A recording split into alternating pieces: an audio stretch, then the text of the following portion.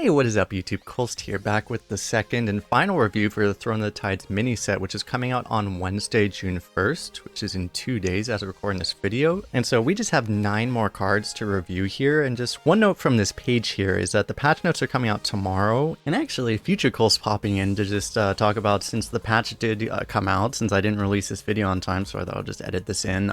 They did confirm the arena rotation is happening. Basically, it's all the standard sets, a lot of all of the powerful new sets are coming back, and as well Descent of Dragons and Boomsday Project. So basically this is going to be by far the strongest arena rotation ever, not even remotely close. Just the power level is going to be higher than anything we've ever seen before, and because they brought back specifically Descent of Dragons and Boomsday Project. Boomsday Project has a lot of mechs, so there's going to be a lot of mech and dragon synergy as well. Boomsday specifically had the magnetics, which is why, as they mentioned here, they actually brought back a couple cards, Frozen Mammoth, because apparently more fire spells are going to be in, Horn of Rathayan because dragons, I guess. I don't really agree with that one, but whatever. And Naval Mine specifically just to have a magnetic activator because of, you know, Boomsday having a whole bunch of magnetics. But I just wanted to comment on that a little bit because I don't think I'm going to do like a whole rotation review this time around. Also, they mentioned the card, the Rogue 2-drop, that they are banning as well, which I mentioned in the last video. But I just want to pop in for that, have fun back with past Kolst. But with that note, let's just get right into the cards. So there are 9 cards to review here. It is the cards from Mage, Hunter, and Demon Hunter. Let's start out with the Legendary first. We might as well. So this is the Mage Legendary, Lady Naz'jar. 5 mana, 5/5 Naga. While in your hand, this transforms after you cast a Fire, Frost, or Arcane spell. So basically, once you've cast a spell, it'll turn into 1 in 3 forms. This is the Arcane form here. Battlecry, reduce the cost spells in your hand by 1. Frost, Battlecry, gain 8 armor. And Fire, which is Battlecry, deal 5 damage to the enemy minion and 2 to adjacent minions. At least I'm assuming it doesn't explicitly say that, but those are the ones that would make sense. So as far as arena is concerned, there's one clear best one, and it's the Fire one. If you're not aware, this effect just happens to be a complete copy of Explosive Shot. If you're new to the game, you probably have never seen that card, but that's it's interesting to see them reprint the card in this way. But yeah, the other effects could be like situationally good, but really you're just going to want the Fire form. Now, assuming you have a couple fire spells, especially if you have like First Flame or something, you know, this is a really, really good card. Getting a free Explosive Shot on a 5/5 with a Naga tag, amazing, right? But otherwise, it's just not going to be what you want. Even if you get this, I mean, this probably still wouldn't be at like, you know, Raid Boss Onyxia level or something, right? But it would probably be like a level below. Still very, very good if you could consistently trigger it. But, you know, that's the thing, is that you won't necessarily be able to. And otherwise, it's just not super, super good. So, you know, great in some decks, pretty mediocre in other decks. If you don't have the fire spells, you just expect to get better legendaries probably. But that's about it for this card.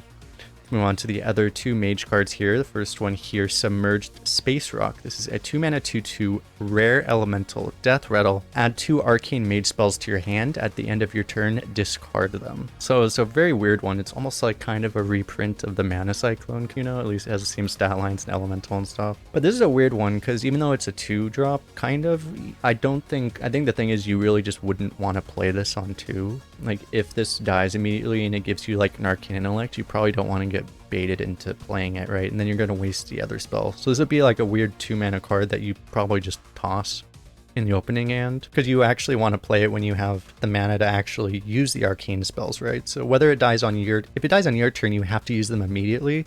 If it dies on your opponent's turn, if they kill it for you, then you have your next turn to use them. Arcane spells can be very good, right? So you can get very good things. It's a pretty decent value card, I think, but that's what it is. It's a value card. So, you know, under those restraints, I think it's pretty good, but probably not super crazy, a little bit random. But yeah, there's some good arcane spells, so, you know, it'll get some value a lot of the time. Talking about arcane spells, this is the last card here in Mage for the mini set. This is Polymorph Jellyfish. 3 mana arcane spell, transform a minion into a 4/1 jellyfish with spell damage +2. So obviously, you know, sometimes with like the original polymorph, if you're new, you know, there used to be 4 mana polymorph a minion into a 1/1 sheep. A lot of times you would just use it with ping anyway, right? Sometimes you would just want to use 4 mana and only 4 mana.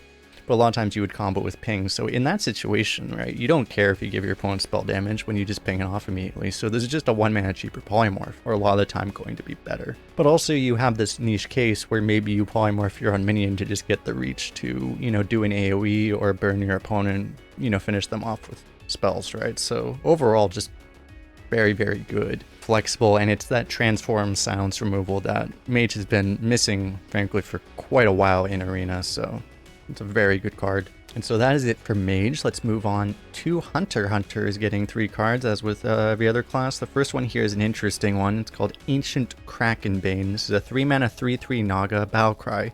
If you've cast 3 spells while holding this, deal 5 damage. This is going to depend a lot on what kind of hunter you're drafting. I can tell you myself, unless you could get lucky if you have like coin and something and maybe that'll help you out, but I tend to like dump my hand and be aggressive, and even though, you know, deal 5 damage, that sounds great for an aggressive deck, you're just never going to be able to actually activate it, most likely. You would want to have this in actually a slower hunter deck, which, you know, has a lot of spells. The thing is, like, again, like, this type of hunter just doesn't tend to work very super well right now unless you get super high roll deck, right? So probably a little weird. But having said all that, like, you know, you're only giving up a stat. It's still a 3 mana 3/3 Naga, which is not terrible. So if you have a decent chance of getting it, you can totally take it, right? But I think it's just not going to be super consistent in Hunter right now. If Hunter does get like buffed and they get a lot more of their good spells, then it could change. But, you know, again, like a lot of times, even when they get offered spells, a lot of Hunter spells right now are situational. So that's why you just don't tend to draft a whole lot of them, at least not in a good deck. So it's a little weird, but obviously the potential upside is there. Deal 5 damage is amazing, especially in Hunter. Moving on to the next one is K9otron. This is a 2 mana 2/3 mech, Battlecry Dredge. If it's a 1-cost minion, summon it. So on turn 2, obviously, you're pretty much always gonna probably want the 1-cost minion. There might be times where you still, you know, you can still just dredge up your next curve play, and maybe that'll even be better. In the late game too, you'll have interesting situations where it's like, would you actually want a free 1-drop if it's available, or would you just want to use the actual dredge, right? It does say summon, so it just pulls it up, so you don't have to draw it. It just pulls it straight out of the deck. I believe it works that way. But also just in general, having like a 2-drop mech, you know, this can activate things like Gorillabot on curve, right? Just very nice. So overall, just a very, very strong 2-drop for Hunter. There's some mech synergy as well. So yeah, just a very, very good curve minion. And with that, let's move on to the last one for Hunter. It is called Shellshot. This is a 3 mana nature spell. Deal 3 damage to a random enemy minion. Repeat this with 1 loss damage. So I actually didn't understand this the first time I read it, but this actually repeats until it runs out of damage. So this doesn't just repeat once. It doesn't just do 3 and 2, it also does 1. Which means what's very important there is that if you have spell damage, it's really, really good. It increases more than something like an Arcane Blast. It almost increases like exponentially, right? So if you have just 1 spell damage, this is 3 mana, deal 10.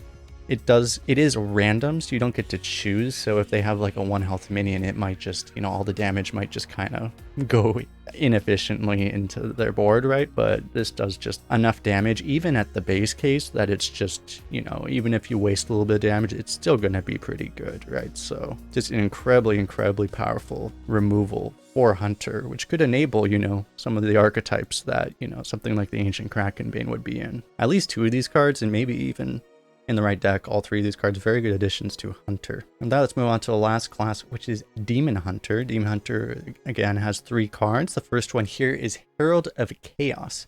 It's a 3 mana 3/4 Naga with Lifesteal, and also Battlecry. You cast a Fel spell while holding this, gain Rush. So you probably most of the time will have like a couple Fel spells, right? So there's a chance you do this, but I mean, even as is, obviously it's a 3 mana 3/4 with Lifesteal and has a Naga tag, which matters. So like, yeah, it's just a very, very good card. Having Lifesteal and Rush together is really nice to get that instant Lifesteal potentially in the late game if you need it defensively, and also you can rush it into something small to possibly guarantee a second Lifesteal, which could just be the difference as well. Just a very, very good card. I'm talking about Fel spells, they are adding 1 more synergy card for Fel spells, and that is Fossil Fanatic.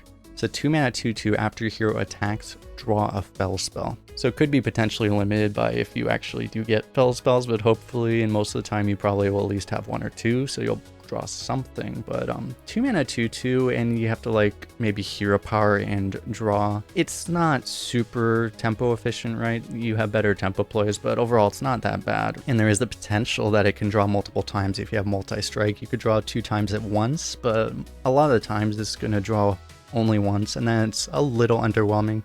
It's worth saying, especially for some of these synergies, that in general, since they're good cards, drawing a Fellspell is probably better than just drawing a card. So that's worth saying, but overall, I think this is a decent card. Probably not one you'll be super excited to get most of the time, but you know, you'll take it sometimes, it's good. The last one we have here, the last card of the mini set, is Topple the Idol, also for Demon Hunter, 5 mana rare spell with Dredge. Reveal the card you dredge and deal damage equal to its cost to all minions. Basically, I mean, this is just, I guess, the new Chaos Nova. I don't know why Demon Hunter needs like so many ways to blow up the board, but you know, I guess they do. But yeah, it's most of the time you would expect, you know, you're gonna pick this in a slower deck. Obviously, you would never pick this in an aggro deck. Most of the time, gonna be better than Chaos Nova.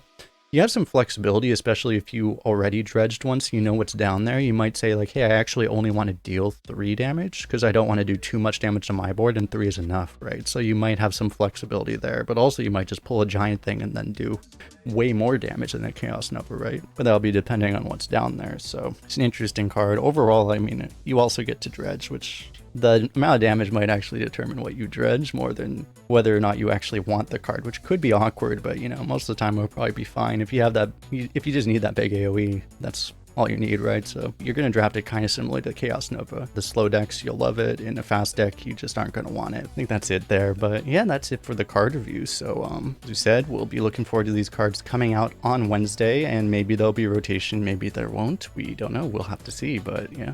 Thanks a lot for hanging out as always. Don't forget to hit the like button, subscribe, comment, all that stuff. But yeah, we'll see you guys later. Peace out.